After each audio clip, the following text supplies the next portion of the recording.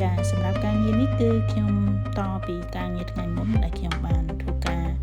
គូសsketch រួចហើយគឺខ្ញុំវាយពណ៌មាសដើម្បីបង្កើតចេញជាឡាញហើយឥឡូវនេះគឺខ្ញុំបន្ថែមពណ៌ទៅលើស្នាដៃសិល្បៈគំនូរមួយហ្នឹងដើម្បីឲ្យរូបភាពគំនូរមួយហ្នឹងមានភាពកាន់តែទាក់ទាញហើយនឹងស្រស់ស្អាតជាមួយនឹងការប្រើប្រាស់នៅពណ៌ផ្សេងៗដែលខ្ញុំនឹងធ្វើជាបន្តនេះហើយសង្ឃឹមថាបងប្អូនទាំងអស់គ្នានឹងតាមដានវីដេអូរបស់ខ្ញុំពីដើមរហូតដល់ចប់ទាំងអស់គ្នាដើម្បីឃើញលទ្ធផលចុងក្រោយនៃស្នាដៃសិល្បៈមួយនេះចា៎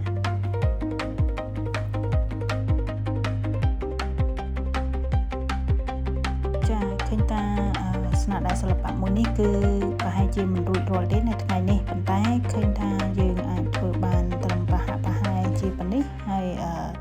បើសិនជាមានអីបន្ថែមពីលើនឹងទៀតគឺខ្ញុំនឹងអាប់ឡូតវីដេអូជាបន្តទៀតសង្ឃឹមថាបងប្អូនទាំងអស់គ្នាស្រឡាញ់ពេញចិត្តនិងគាំទ្រនៅស្នាដៃសិល្បៈរបស់ខ្ញុំក៏ដូចជាវីដេអូរបស់ខ្ញុំផងដែរ